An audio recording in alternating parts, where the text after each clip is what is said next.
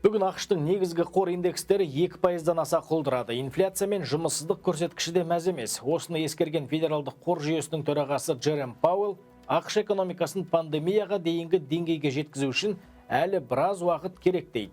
Толығырақ Bloomberg сараптамасында.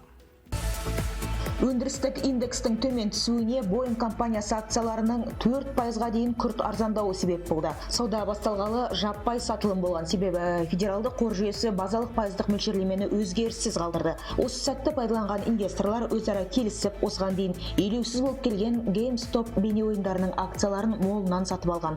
Аталған жағдай нарықтың ойын ережесін өзгертуге түрткі болуы мүмкін. Қор нарығындағы беделді компания жетекшілері наразылық білдіріп жатыр. Хедж қорлардың шығыны $6 миллиард асты. Бұл жағдай бір жағынан нарықтың тұтастығына кері әсер етеді. Ондағы тәртіпті сақтау үшін инвесторлар тарапынан сенім керек. Мәселеге реттеуші орган араласпаса болмас. Тағы бір айта кететін мәселе, бұл шағын компаниялар үшін үлкен мүмкіндік. Олар да бизнесінің табысты болғанын қалайды ғой.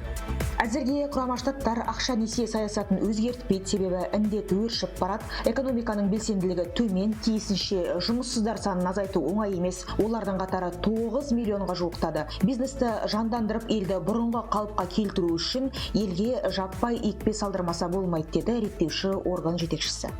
There's nothing more important to the economy now than people getting vaccinated. Экономикамыздың қатты әлсірегенін білесіздер. Тек мейрамхана мен барлардың өзінде 400 мың адам жұмыс істейді. Өткен айда шектеу күшейгендіктен олардың барлығы жабылып, осынша адам жұмыссыз қалды. Дағдарыстан шығуды ойласақ, екпе салдырмасақ болмайды.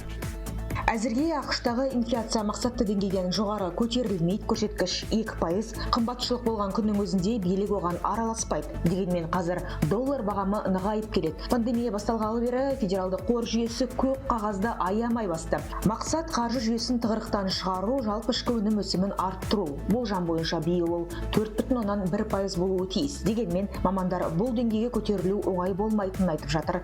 ақштың мемлекеттік қарызының көлемі жалпы ішкі өнімдіктен асып кетті.